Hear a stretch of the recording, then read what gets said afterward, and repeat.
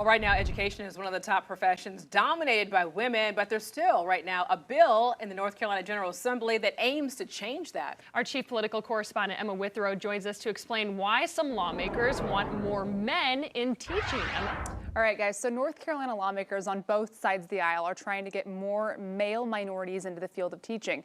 Now, they're not trying to ice women out of a job, but rather have more of a male minority role models for young kids who really might not have one at home.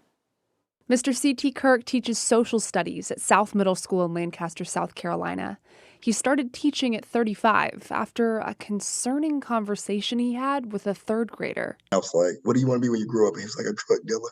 And he's like, "That's the only examples of what I see. So that's what I want to be."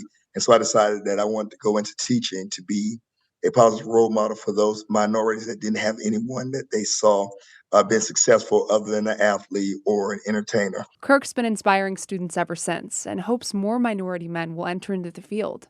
But Kirk also recognizes that some things need to change before that happens. And a lot of men who are breadwinners are not going to take low pay to go into a classroom, even though they may have that passion, want to teach. They may want to inspire the next generation, but the money does not meet where a male can really be dominant in the field and make money to take care of his household unless he moves up.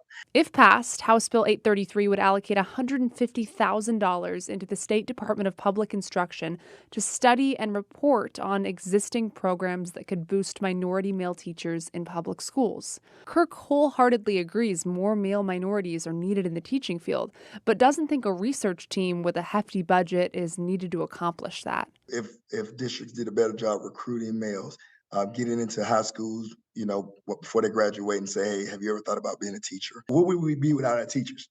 And that should be something that we speak to a lot. Is the importance of teaching. According to the National Principal and Teacher Survey, white women make up 61% of public teachers, and black men only make up 1.3%. So right now, House Bill 833 was referred to the Education Committee, and then if it's favorable there, it's going to head to the Appropriations Committee. So we'll keep you updated.